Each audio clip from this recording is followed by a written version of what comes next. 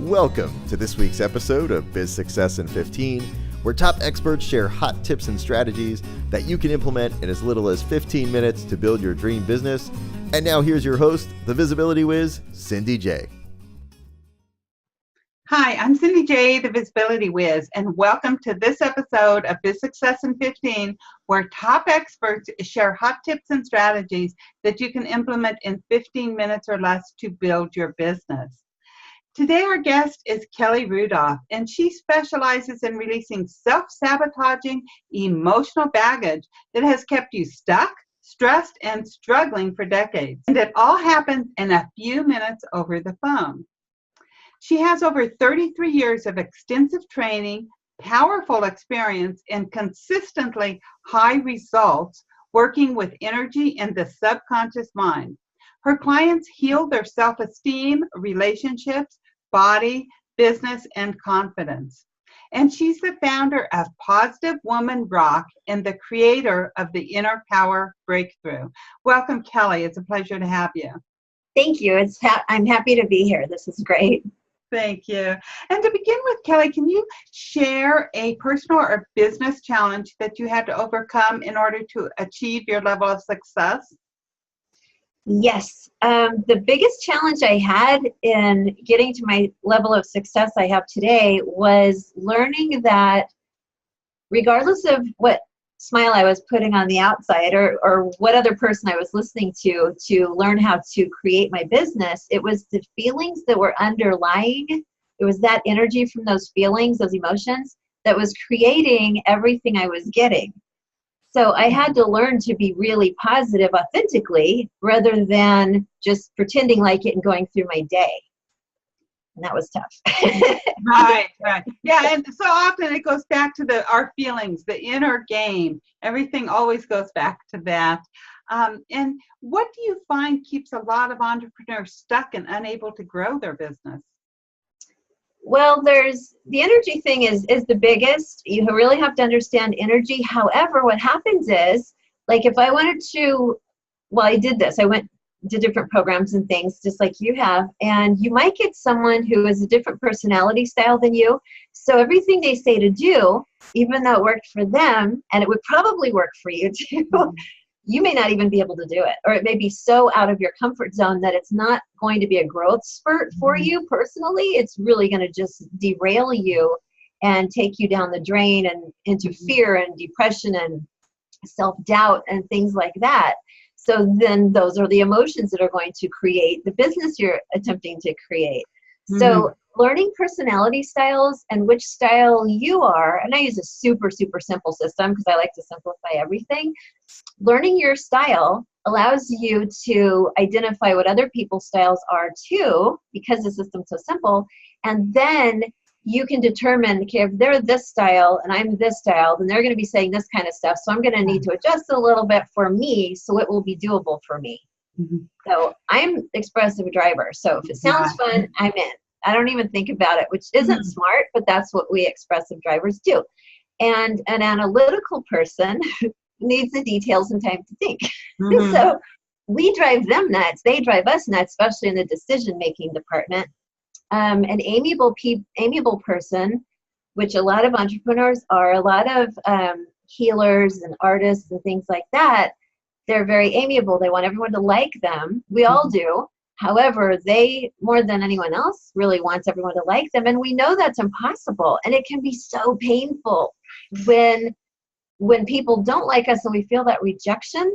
And that ends up triggering some other things we're going to talk about. But it's like there are reasons why some of us just are afraid to put ourselves out there. And there are reasons why some of us are really good at all the analytics and the money and all of that. And some of us just jump in with both feet without thinking. It doesn't mean anyone's right or wrong. Everyone's just living into their personality style. So understanding the styles helps entrepreneurs tremendously because you can identify what's really going on with people, and it eliminates probably 90% of the interpersonal conflicts we have. And that takes it to your relationship and your family and work associates, everyone. It's about everyone in your life. So personality styles are definitely a reason why a lot of entrepreneurs fail, and a really fast, easy, fun way to have a whole lot more success. Right. I love the way that you worded that. It's like, the different personality styles. If they're a different personality style than you and you're trying to follow their strategies, it just doesn't work. And putting it like into a practical thing, the first thing that popped into my mind was my first husband he had a 200 bowling average, and he just loved bowling. So he kept trying to teach me to bowl, and it would go fight after fight after fight. And so he got fed up, and he hired another professional bowler to teach me to bowl. And the very first thing this professional bowler said was, "You are trying to tell Cindy J to do stuff that's impossible for her to do." And we have to really be careful with, if it's of the wrong personality type, it could be something that's impossible for us to do. Absolutely. Yes, it absolutely can be literally impossible for us to do. Exactly. And then we get frustrated, like, what's wrong with us? And it's nothing that's wrong with you. It's that it's the wrong strategy. Right. And there's nothing wrong with either of the people. They're living into their style. That's it. It's just that people don't understand the different styles. So it is the easiest fix ever. And it helps people to communicate with their children better, with, of course, their spouse or boyfriend, girlfriend, with their parents, with people at work, with other business associates. You can identify what style they are, so you know if this person, after you talk to them just for a couple minutes, or even get an email from them, you'll know if they are a person who jumps in with both feet. You'll know if they need people to like them. You'll know if they really want just the bullet points and that's it, or if they want tons of details and time to think. And then you know how to deal with them, and you don't take it personally, and it's not that crushing rejection that we feel. That cracks me, because I tell people this all the time. Whenever I give directions to my house, I say, you turn left on the first street, and we're the second house on the right. And my husband, whenever he tells people how to get here, it like drives me nuts. I hate listening to him, because it's like, you go to this street and then there's a brick wall on the left side, and you have to follow the brick wall. And when that brick wall ends, there's an opening, and that's our street. Yeah. Like, people don't need to know all of that, but it's his style to be very precise. And me, I'm like, to the point. Yeah, so you're more driver, and we're all a combination. So we have two styles. Yeah. You're driver, he's analytical. So you can literally drive him nuts, and he can make you crazy. And it's okay. Once you understand personality styles, all that's fine. So you can see where the conflict comes in easily. Right. Styles, and you can also see how magical and powerful it is when you know this, and you don't feel like there's something wrong with you, or why am I not learning this, or how come I don't learn as fast as this person, or how come I can't do numbers. I still can't do numbers. I have to pull out my calculator to do 2 + 2. Right. I just never been a numbers person, and sometimes I would feel really stupid about that. I'm like, that's my style. Right. I've got my calculator with me on my phone, and I use it too. Even coming up to that, I know when I was younger, I was always taught, you have to see what your weaknesses are and build on your weaknesses. And that is really the opposite of what we should do. Like, I am not mechanical, okay? Just don't even ask me to even like put the simplest of things together. Like, I always say I have a problem trying to unpack stuff, because it's crazy with all the packaging when you buy something, but or trying to put together like a chair, I was going to say, you don't like IKEA furniture then, do you? I like the furniture, I just don't want to put it together. But with this, I'm like, I used to, whenever I was younger, try so hard to understand this. And then somebody told me, stop trying to build on your weaknesses, build on your strengths. And that changed my life totally, because then I wasn't focusing on what I couldn't do. Mm-hmm. Yeah. So, and that is, your personality style is to build on your strengths and maybe delegate your weaknesses to someone else. IKEA actually does put furniture together for you now, if you ask him.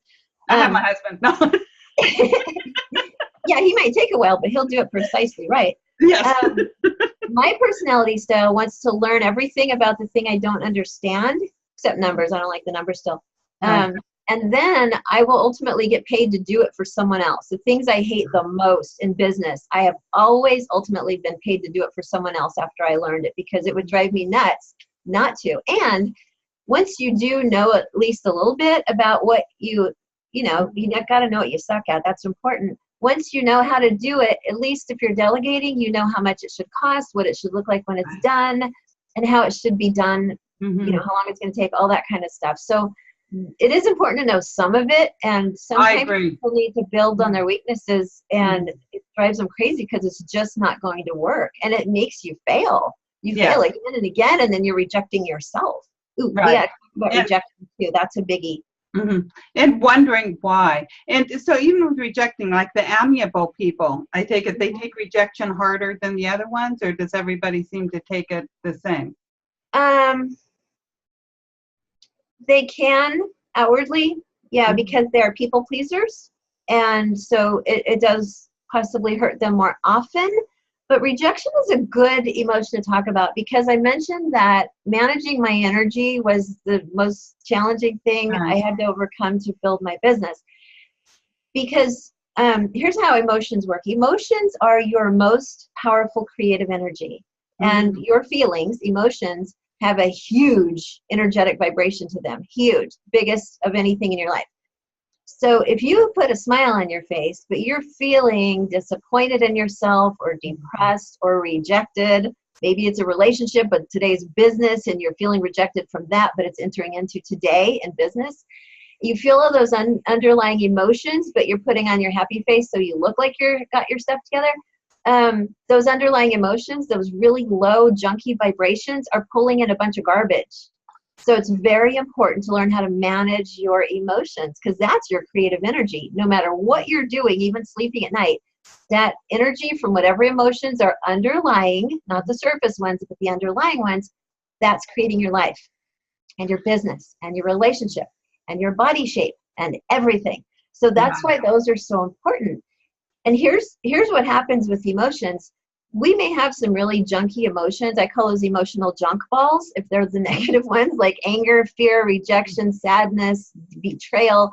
And when we feel that, each time we feel one of those, the reason I call them emotional junk balls is because it's like a snowball effect. If I get angry today and it's over the top anger, I personally now know, because this is what I do for my business, I know that it's a little bit more than needs to be there for the current situation. So there's a junk ball building.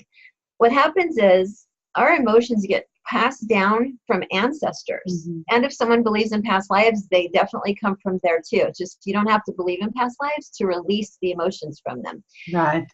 So let's say you have an uncle 16 generations ago that got angry at something. Obviously, we all have this. Right.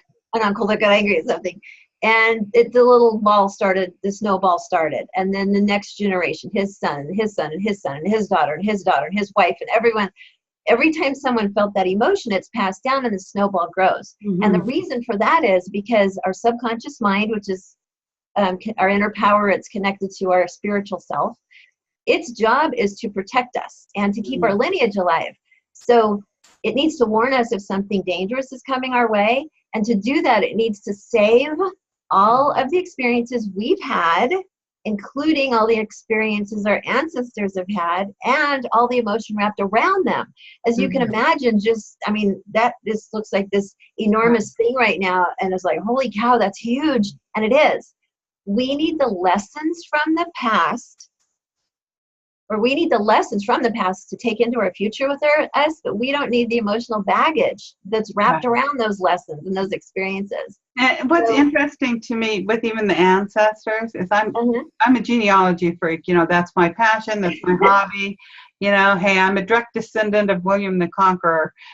So I really have done a lot of my personal lineage. But just as you said, it's very interesting to me, some of the stories that I have found about ancestors, even as far back as the early 1800s, how something happened with them that I can relate to in my own life. Wow. Yeah, that's great. That's just more like frosting on the cake for you, because you can actually go back into the ancestors. I would see things when I would go back to release things. that I was dealing with today, they would go really deep. And I would call my grandfather, who was, he died last year at 99 3/4 years old. It was time to go. But when he was 95 to 97, I was always calling him and like, who is this person? Who was that person? He was explaining who these ancestors were because he knew and I didn't. Right. Because I like to simplify stuff, and he was the analytical person who knew everything. Mm-hmm. So he would explain what had gone on in their life, and then I could see how the trickle-down effect happened and why I was feeling a certain thing today, and then how that big snowball had started rolling downhill, and it gained speed and it gained size all the time. So then, as an entrepreneur, you get rid of all of that junk out of the subconscious mind, and you keep all the lessons. Mm-hmm. So when, let's say I get angry today, it's the appropriate amount of anger, because you're still going to have emotions. You're supposed to. However, you don't have to have the snowball coming down on you. It's like that. Remember the poster from Raiders of the Lost Ark and that big ball's rolling behind him? I don't remember the movie, but I remember the poster. That ball's in it. He's running. It's like that. If you picture that happening every time you have an emotion, that's why we overreact so easily. And it's miraculous to get to release all that junk. So understanding that your energy, underlying energy, what's going on beneath the surface is really what's creating your business and your life and your love and your body and everything else, that is really powerful. And then knowing, of course, personality styles, that just makes sense. It just makes everything make sense. Everything fits together like a puzzle. You get rid of the garbage with the emotional junk balls. And the good emotions are passed down too. So when you fall in love with someone and it's over the top love, those are good. We want to keep those. Mm-hmm. We just want to get rid of the negative junk we don't need that isn't ours to start with. So the point is, we don't have to feel bad if we feel rejected or disappointed in ourselves or something. Most of that emotion isn't ours to start with. It's snowballed, and we're just putting a little bit more on each time we feel that thing. And we can wipe all that away and get a fresh start with a clear head and an open heart. And that makes it a lot easier to do business. So if I'm understanding you correctly, the emotions and feelings are a snowball effect that's been passed down from our ancestors, but also how we're relating to those emotions have to do with our personality style? Those are intertwined, yes. Yeah.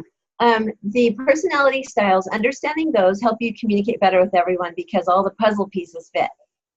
And then you could maybe communicate well with everyone, but if you still have the underlying garbagey emotions that are dragging you down all the time, you're still not going to be successful. Or you're going to use willpower to get everything done that you need to do, but it's going to take a lot of willpower to keep what you got that way, because willpower is the hardest way to get where you're going. Whereas if you clear out the emotions, understand personality styles, and there are some other tools too that you can use to communicate just brilliantly with people, where you're getting your needs met, they're getting their needs met, and everything's smooth, then your energy stays level. But if you clear out all the garbage and then you're having fights with everyone because you don't understand personality styles and you're getting into it with all these people or taking rejection personally when it wasn't, they're just a person who's very blunt. You know, it's all intertwined. I call it intertwingled. And there's human needs psychology. We all have certain needs we have to get met. Everything we say and do is getting one of those needs met. Those are important. Some people do some crazy things or say something to us like, why would she say that? Or why would he do that? And it makes everything make sense. Everything. 100% of what happens in your day can make complete sense. Those are the tools I teach people, and it's fun. So the energy and personality styles are two of my favorites. Right. And so, if you have all these emotions and these self-sabotaging baggage with the emotions, I know that you help people let go of this in minutes. And how's that possible? It's possible because let me share how we usually attempt to do it. I don't say the word try normally because try implies failure. Right. So the way we usually attempt to do it is talking about our problems. But we have two minds. We have the conscious mind and the subconscious mind. We use the conscious one on purpose. The subconscious one is where all the junk is. We can't solve the subconscious problem by talking about it because it's two different places. This is talking, but this is where the problem lies. So when we go into the subconscious mind, and that's just a guided visualization, it knows where everything is. It goes and finds it instantly, like within a few seconds, and then releasing it all, which is painless because of the way we do it.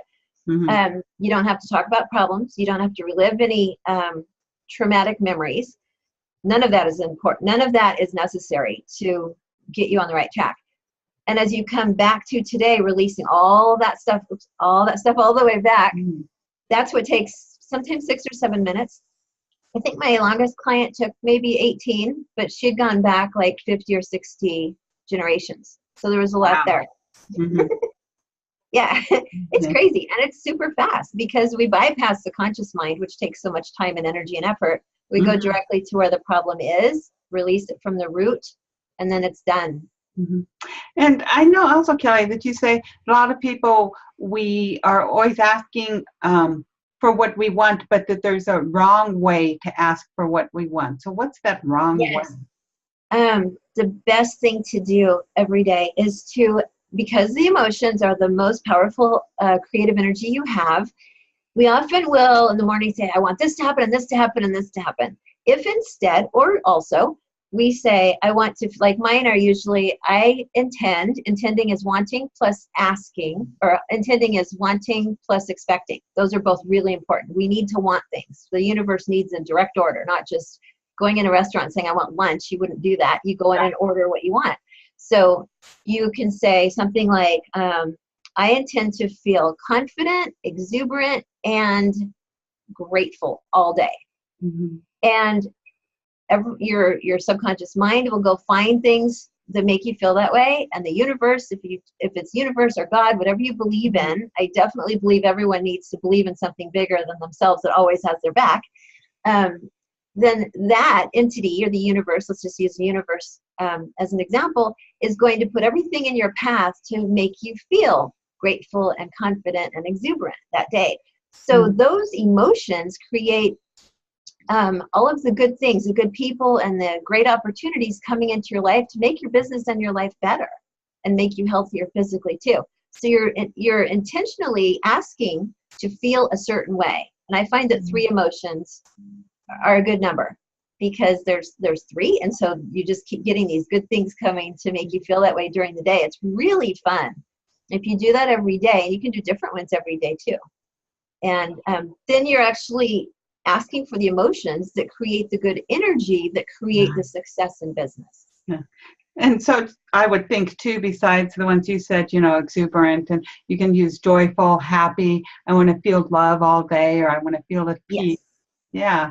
There's so many positive emotions. So you say just to choose 3 of them each day that you intend to do. And do you also ask, for like whenever you're saying, I intend to feel at peace all day long, do you also in there put action steps like I want to get ABC done, or do you just skip that part altogether?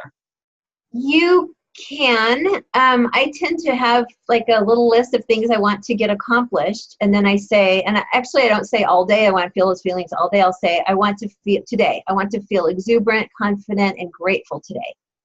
And then I have also some things that I want, like these are my 2 priorities, and I contact my inner power, my inner self, and my subconscious mind is like, hey, what's best to do? You're always going to get the gut feeling or your intuition, that's your gut. That's your survival instinct. That's your subconscious mind telling you what's best for you, what to stay away from. You'll notice if you ignore it, you end up regretting it. So it's really important to follow your gut feelings. And that can be, maybe this coach isn't the best coach for you. Maybe that coach is better. Maybe I want to be in this program. It doesn't make any sense, but I just know this is the right program. You follow that, and there's always a good lesson there. Now, you asked if there's a wrong way to ask for things. Yes, there is. Most people are so used to not wanting something or thinking of things they don't want. Well, the subconscious mind can't picture don't or not, so it ignores it. So if you're telling someone what to do and you're saying don't do this or not this, then you picture that sentence you just said without those words in it, with a little line through them, and then see how it goes. It's like when parents would say don't play in the street. What do you first picture? Playing in the street before you picture, oh, okay, not that, play in the yard. Okay, you need to just say play in the yard. So people will say, well, I don't want to feel this way today, and I don't want to feel this, and I don't want to do that, and certainly not that. You're going to get all that garbage because you're asking wrong. The subconscious mind is taking out the don't and not word, and it's just giving you all the garbage you literally just asked for. Right. I know my mom used to always say with the difference, she'd say, if you tell a child, don't slam the door, what are they going to do? They're going to slam the door. But if you tell a child, shut the door nicely, they're going to shut the door nicely. Exactly. You had a good mom. Yeah. Yes. And it's just such a huge difference in just a few words. And I know that don't just doesn't even work. So thank you for sharing that, Kelly. You're welcome. I know that you have a strategy that our listeners can implement in 15 minutes or less to build their business. Can you share what that is? Yes. I am going to suggest that every morning when you first wake up, you think of the 3 emotions positive you want to feel and say, I intend to feel this one today. And then just see how those, be open to them, see how they come in, because every time you see something that makes you joyous or feel loved or whatever it is that you asked for, it ups your vibrational frequency. And then frequencies are like this. If you have a bunch of negative stuff, then your frequency is way down and you can only attract what's on that frequency. It's energy. That's how the universe is made and how it works.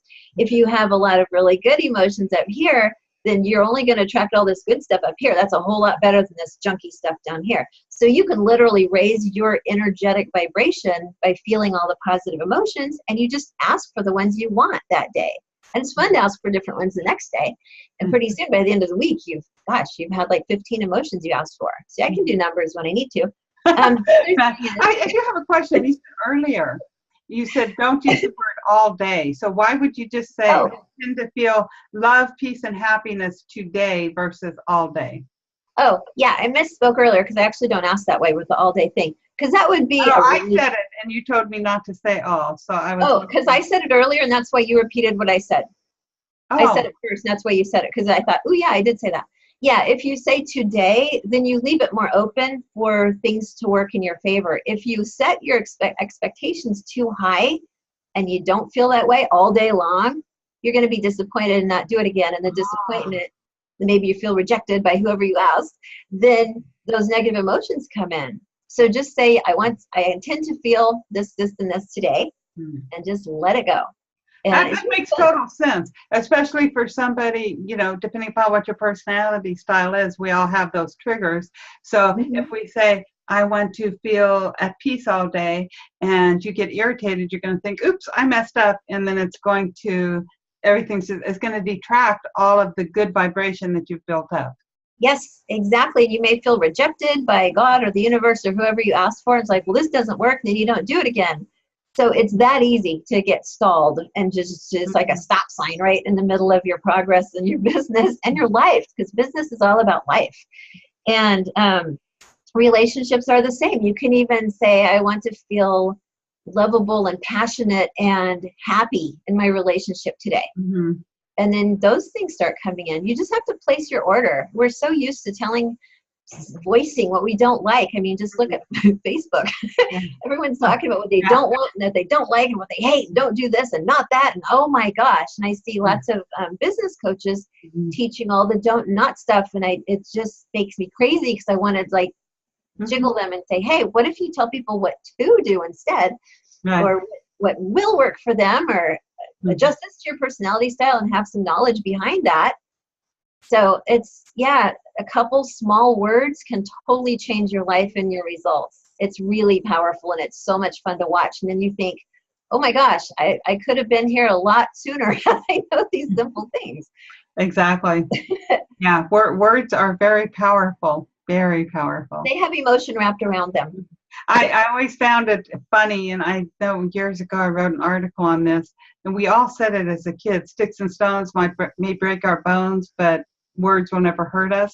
And I think it's so funny because words are a lot more dangerous than sticks and stones. They are, and that's why a domestic violence survivor, which I have that in my past, they will say, I would rather have been hit than talked to like that. Yes. Because you can heal. Bruises heal. Yeah. But being talked to like that. Oh, the other thing, there's so much about the subconscious mind. It takes everything as if it's the truth. Everything. No filters. It takes everything as if it's the truth. So here's something that kind of ignites people sometimes. If you go to Alcoholics Anonymous because you want to stop being an alcoholic and you're told to get up there and say, hi, I'm so-and-so and I'm an alcoholic, your subconscious mind says, oh, we are? Okay, Right. guess we keep having those cravings. It's like, what? So whatever you say after the word I'm or the words I am, you're taking those into your identity. You're owning them. So stop owning things you don't want. Yeah. I know because of my past, people would always say, hey, you're a survivor, you're a survivor.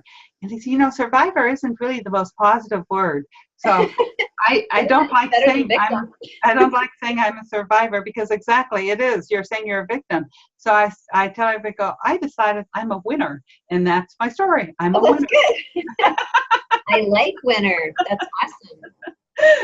And it made me feel a lot better. And, a lot of people tell me they'd like that because saying I'm a survivor, I'm an alcoholic or something like that is so degrading. And whenever, you said you was in a domestic abuse relationship. You didn't say that you were a survivor because that word is not in your vocabulary. Yeah. So I like that. And I know, Kelly, you have a super wonderful gift for our community. Can you share a little bit about it?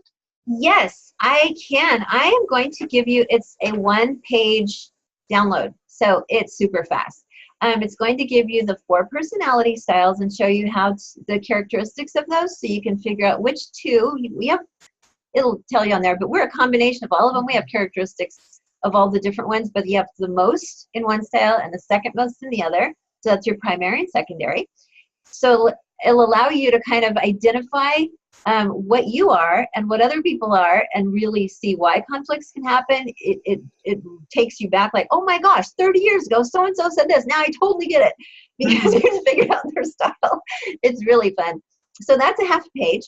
And then I will also remind you on the correct language to use about the emotions you intend to have every day. So those are going to be fun. So we're going to call that Rocking Your Style for Business Success. I love it. Thank you. You're welcome.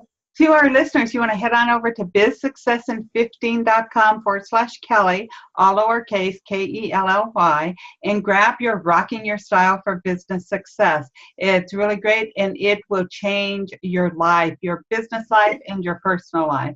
And you'll also be able to re-listen to Kelly's words of wisdom and download this episode so you can re-listen to it at your convenience. And Kelly, do you have any parting words for our community?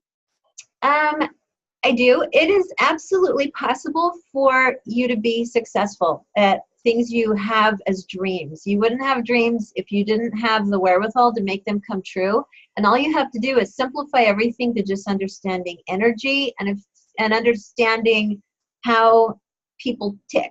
And that's so easy. I'm going to give you some of the tools right away. And it makes everything so simple, and then you don't have to have so many struggles. So your energy can be higher all day long, and that will pull in great opportunities and great people into your life, and you can really move forward a lot faster. So it's completely possible for everyone to be able to do this. Love it. Thank you very much, Kelly, and thank you for being my guest today. You're welcome. Thanks for having me. And to our listeners, if you enjoyed today's show, feel free to share it with your friends. You'll want to head on over to bizsuccessin15.com/Kelly and download your Rocking Your Style for Business Success. You'll be able to, again, re-listen to Kelly's words of wisdom and catch up on any past episodes that you might have missed. So big hugs, have a great week, and be sure to tune in next week for another episode of Biz Success in 15. Bye-bye. Bye. You've been listening to Biz Success in 15. For all links mentioned in today's show and to watch or listen to previous episodes, visit bizsuccessin15.com. Thanks so much for listening, and be sure to tune in next week for another amazing guest.